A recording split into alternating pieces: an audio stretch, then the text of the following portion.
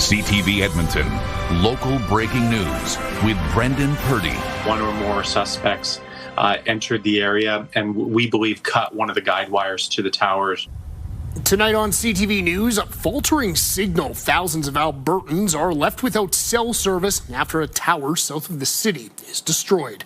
Good evening and thank you for joining us. Thousands of Albertans southeast of Edmonton have had little to no cell service for the last 48 hours.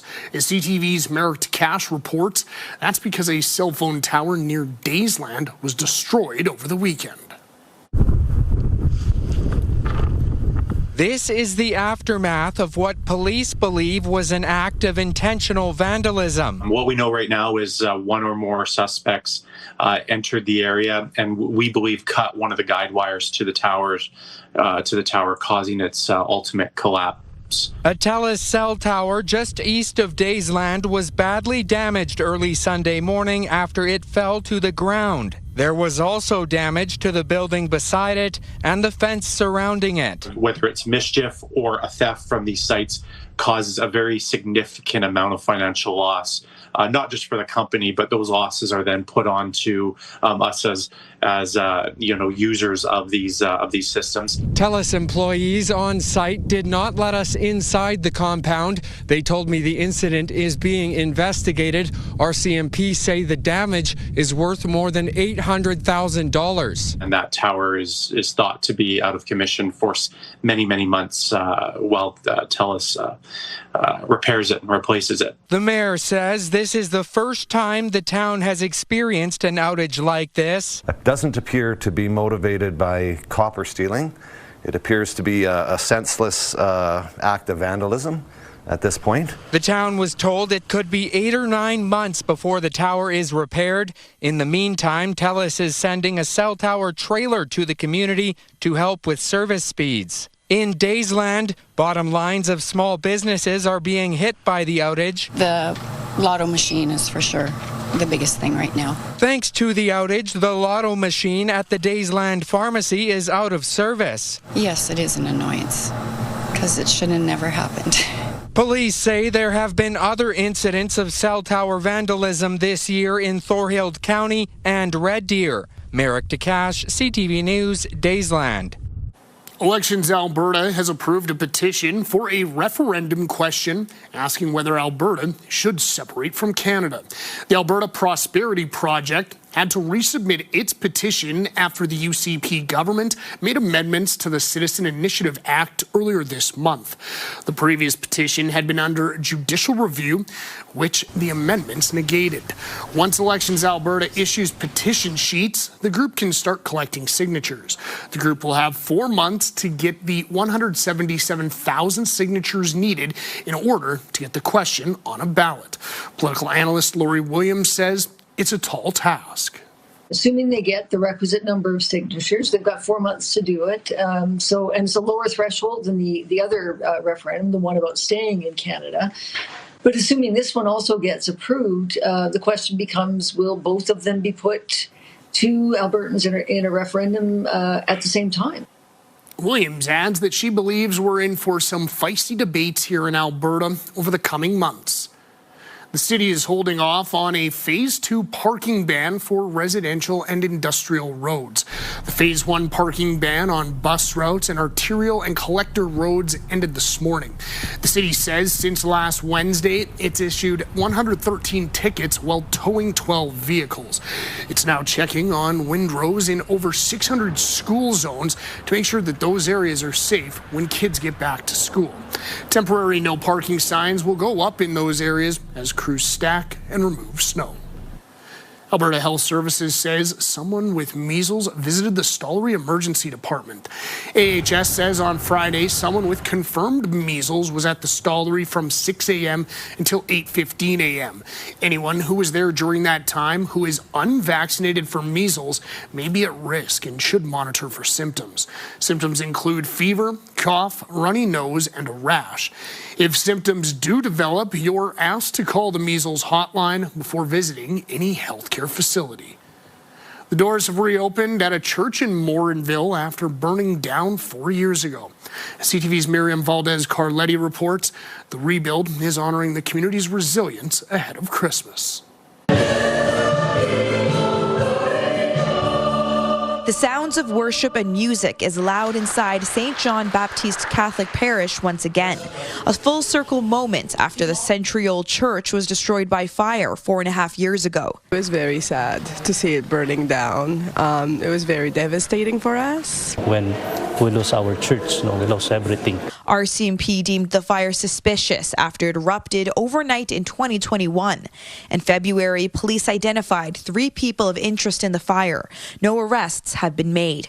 While the new church has a modern touch, it has pieces of its history throughout to honor its past. The base of this altar is made from the wood, from the timbers of the old church that were saved.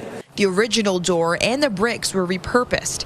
Rebuilding cost $8 million, made possible by fundraising from the community and insurance.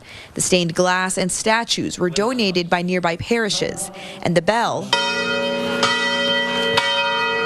came from a church in Montreal. Even in our littleness, in our simplicity, if we come together and help one another, there's possibility of rebuilding a church. We miss the old church, but the new church is much, really done very well, and we are much happy to come back and praise the Lord. The parish had been using school gyms and church basements to worship during construction, showing the value of the virtue of patience. Some people even drove from St. Albert to attend Sunday Mass. We're just happy to come and worship with the people in Morinville and celebrate the new building. It's gorgeous. The stained glass windows are wonderful, and it's a nice feeling of community here. Father Pinka says the church reopening its doors is a symbol of hope. I think this is the best Christmas gift that I can receive. Miriam Valdez-Carletti, CTV News, Edmonton. Cheaper groceries could be on a lot of Christmas lists this year, especially when it comes to beef. Well, that's a tricky present for Santa to put under the tree. One man from Wetaskiwin has made it his mission to find the best meat deals around so you and Santa don't have to. CTV's Jeremy Thompson reports.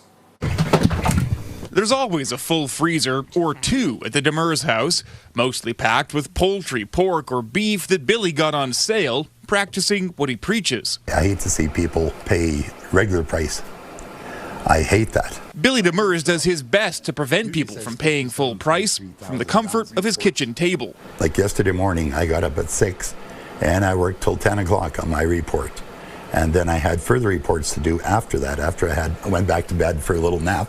Those reports get posted to his Facebook page, Demers Meat Deals and More, where nearly 58,000 people go to find the best deals around because Billy has already found them. Each flyer I'll look at, and I'll make my notes, say who's got the best deals. I don't post each and every item because some of them are not worthwhile. He picks through digital coupon books for every major grocer, keeping track of good prices and ranking as he goes. And then I pick a #1 star. This week I picked No Frills. Demers does it because he wants to put his decades of experience and knowledge from working in meat departments to good use. An audience for his good-natured humor doesn't hurt either. I enjoyed it. Like I was a meat cutter for 30 years, Just kidding. The group is open to all. The only rules are don't be a jerk, and if you see a good deal in the wild, share it. They'll see Heinz beans on sale for 99 cents a can. The regular price is $1.99. So they'll take a picture of it, post it on the site with the location and the price. As the name suggests, there are more than just meat deals on the page. Billy also tells you how to make the most of what you buy, posting simple recipes. It works out to $3.25 average cost per serving, which is a fairly good price for roast beef. And butchering tips, like removing the membrane on ribs. Grab the skin like that and just start pulling back. Or multiplying savings, like buying a whole chicken on sale and cutting it into parts yourself. I saved $98.37. The page is so popular, Billy can sometimes work with stores to get exclusive deals. Our members only a 15% discount, and it worked out great. Industry experts, including Billy, expect meat prices will keep rising, at least in the short term, so he plans to keep the deals coming. That's where I get my satisfaction from it, eh? You know, like I'll have people, they'll send me messages on Messenger saying, hey, Billy, thank you, you saved me $50 or $100, eh? And since the sales he finds apply province-wide, Billy believes even more people should benefit from his obsession. Jeremy Thompson, CTV News, Edmonton. A new Connor skated onto the ice last night for the Edmonton Oilers. Connor Ingram started between the pipes after being called up a few days ago when Tristan Jarry was injured.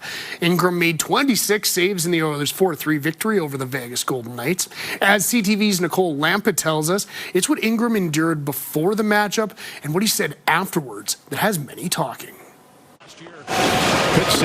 You couldn't hear it on TV. However, sports analysts took note of the round of applause for Connor Ingram's first save as an Edmonton Oiler. And I think that was just a good sign from Oiler fans appreciating the struggle he went through to get back to the NHL. Ingram's journey in the NHL has been difficult.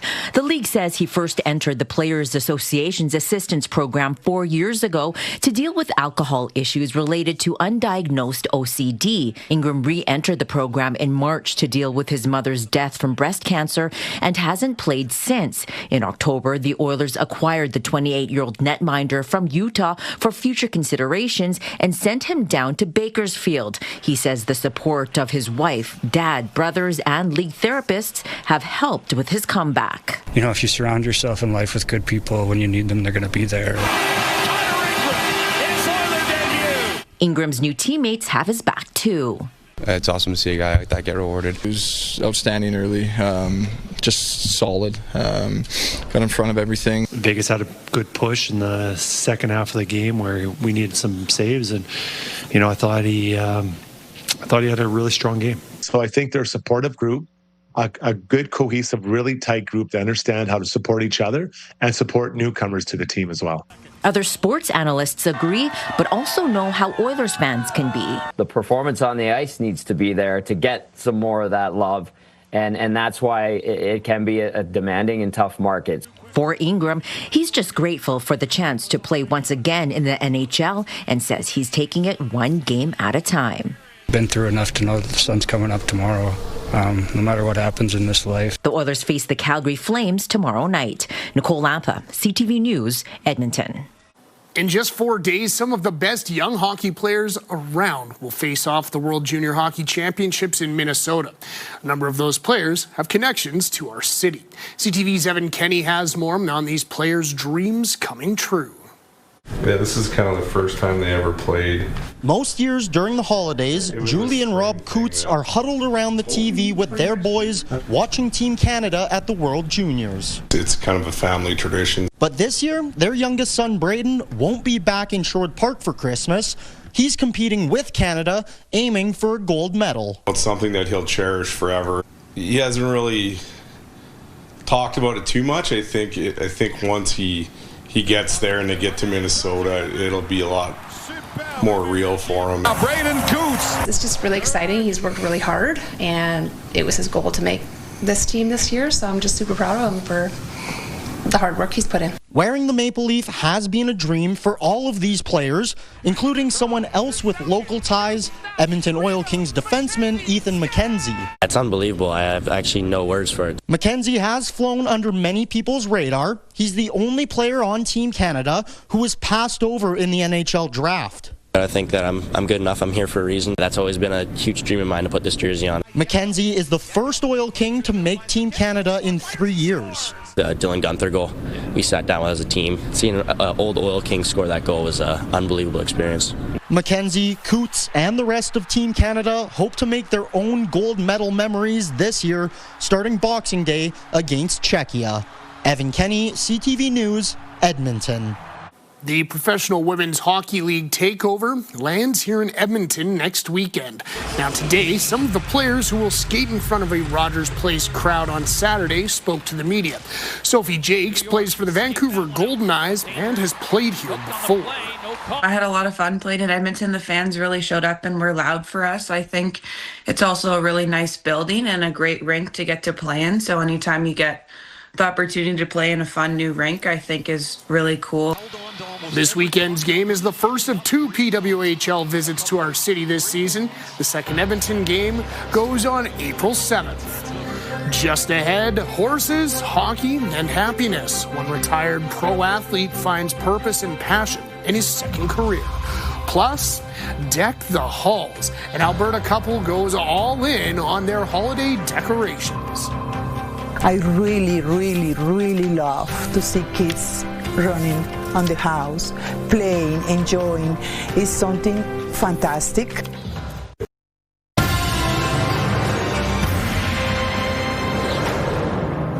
Welcome back. A retired NHLer has been given the green light to bring his horse-drawn carriage business into Saskatoon. As Alison Bamford explains, it's a part of a greater passion the hockey player has leaned on in dark times. Pretty hungry. Extra bales for the horses on days when it's extra cold. A little chilly, hey? Rich Pilon spends hours caring for his animals, feeding, grooming, and training. Right now with the young horses, it's getting them to pull their own weight. Pilon played 15 years in the NHL, almost entirely for the New York Islanders, retiring in 2001. Now he runs his own horse-drawn carriage business. That was kind of our hobby and pastime was horses. So I've grown up around the horses pretty much since I've been a little guy. For 2 years, he's cut through red tape trying to get a business license in Saskatoon. You've spoken here before. This week, he was finally approved for a temporary permit. It's an amazing thing that I get to do and be part of. As much as I'm getting paid to be there, it's still amazing to see that these people are having such a good time. More than that, Pilon says this is how he heals. Finding purpose in the routine. There's an accountability and a commitment from me to them that if I'm not there to feed them, then they don't eat. Pilon is open about his struggles with mental health, addictions, and attempted suicide. 4 years ago, he formed Horses and Hockey Let's Talk to support youth in northern Saskatchewan. These horses have traveled across the province, helping Pilon promote his mental health initiatives. Kids can learn about his story, play hockey, and interact with the animals. It's to basically give them a break from their real life and hopefully, like I said, fill their cup with joy. They get to have some fun. A gift these horses give Pilon every day that he hopes to pass forward. Alison Bamford, CTV News, Saskatoon. People get ready for the holiday season in all kind of ways. Some put lights up outside of their homes, along with a tree and a few decorations inside. But others, well, they transform every room in their house into a Christmas theme. An Alberta couple has turned their home into a Christmas wonderland, and this work begins in October. CTV's Kevin Fleming. She grew up in Colombia and moved to Canada 10 years ago. That's when Rosia Prieto married her husband, Rob Jaycock. Prieto brought her culture to the couple's acreage. Okay, in Colombia, Christmas is just happiness, gathering, families cheering on the streets together, lights everywhere, food, music, dancing. The decorations start going up in mid-October. Many have been added over the years, and now they fill the couple's home. I start with my decoration inside, and every year I try to do more and more and more because this is my passion. This is something that I really enjoy. Jaycock's favorite decorations are in his office. He helps out where he can, but is responsible for all the outdoor lights. I mean, there's a lot of work to it.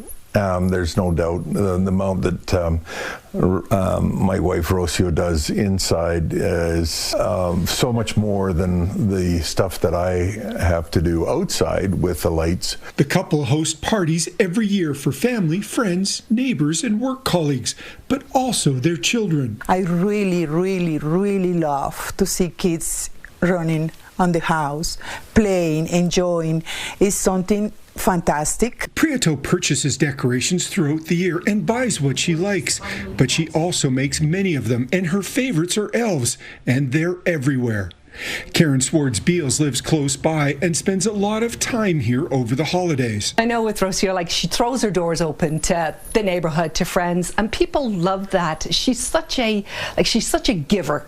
And when you come in, you just feel that love, and you can't but be happy when you leave. Kevin Fleming, CTV News, near Pritis.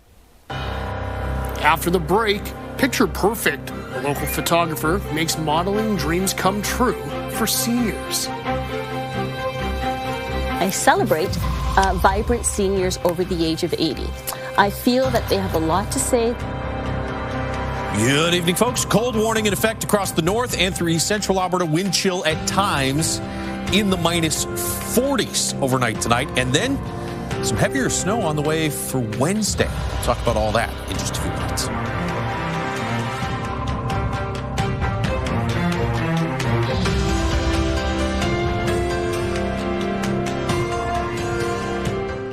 Programming brought to you by James H. Brown Injury Lawyers, the heavy hitters of injury law. Welcome back. Temperatures 10 degrees colder than average today. We got to minus 16 for the fourth straight day.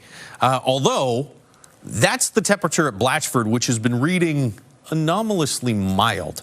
Most of the backyard stations, even in the city, have been minus 20, minus 21 for daytime highs the past couple of days. So your backyard might actually be a little bit cooler than what officially it's reading. There's your cold warning. Temperatures in the minus 30s, wind chill at times in the minus 40s across the north and through east central Alberta. And then you have a snowfall warning for maybe as much as 20 centimeters of snow for parts of the Icefields Parkway. There's also this special weather statement for all the areas in gray, although I think it's mainly this area and off to the east and northeast that'll see the heaviest snowfall on Wednesday.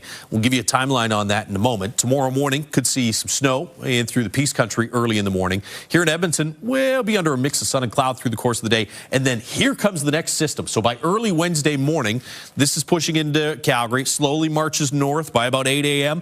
It's into the Red Deer region. And by mid to late morning, that snow stretches all the way north to Edmonton. So the QE2 travel in that area is going to be pretty rough through most of the day. You'll have snow falling most of the day along Highway 16 through the afternoon hours, particularly. That's when you'll see the heaviest of the snowfall. And for us here in Edmonton, I think we probably pick up around 10 centimeters of snow, most of that coming in the afternoon and evening hours. And then by mid to late evening and early Thursday morning, the snow clears out and we'll actually see some sunshine through the afternoon hours Christmas Day. Minus 31, Fort McMurray, minus 28 in Grand Prairie, minus 24 in Edmonton for overnight lows, minus 24 for a high in Fort McMurray, mid minus 20s as well across the northwest, minus 18 in Red Deer. And at those kind of temperatures, well, it's going to take us a 10 to 15 kilometer per hour wind, and all of a sudden it's feeling about 10 degrees colder. Now, I think the wind will be fairly light through most of the day here in Edmonton tomorrow and again Wednesday. Potential for some heavy snow, though, through the course of the day, Christmas Eve. Minus 18s, minus 19s for highs the next 3 days. Back to minus 15 for Friday, Saturday, and a big warm-up. But probably only for 2 or 3 days, Sunday, Monday, Tuesday of next week. That is your forecast. An Edmonton photographer is giving seniors a chance to channel their inner model. As CTV's Nariman Issa explains, it's a boost of confidence that begins with the click of a button. So you're going to go like this, and you're going to go, oh my God. With a little coaching, Magdalena Barry gets her shot. Great. All right, we got that look going down. This photo shoot is part of Barry's Timeless Tales by Mag series. I celebrate vibrant seniors over the age of 80. I feel that they have a lot to say. They want to be seen, heard. Barry meets with the seniors at their homes. She gets to know them before capturing them on camera. Sometimes I think I enjoy the process more than they do. I just love seeing them come alive. For Del Dilkey, getting to glam up is something she enjoys. But I'm just Del, and I just love being myself. The 95-year-old is celebrating her birthday with a photo shoot.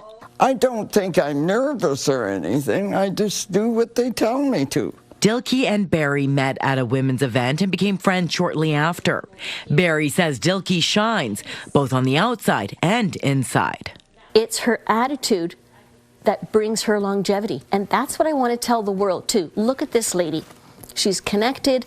She's got this wonderful personality. And so people want to be around her. So look at me. Oh, I love it. Barry says giving seniors a chance to come out of their shell and pretend they are a model for a day is a rewarding experience. But I've had clients in here where they do come in a little bit stiff, even though they've known me for quite a while now. And then they start doing the Vogue poses because they realize this is fun. Barry wants these seniors to see the beauty in themselves. When I do it, I don't know how good I am, but I'm really enjoying it. To show that age is just a number and that being fabulous is timeless. Nair Misa, CTV News, Edmonton. Alrighty, folks, that is all from us on this Monday night. Thank you so much for wrapping up your day with us here on CTV. We'll see you back here tomorrow night, same time, same place. Until then, take care. Bye for now.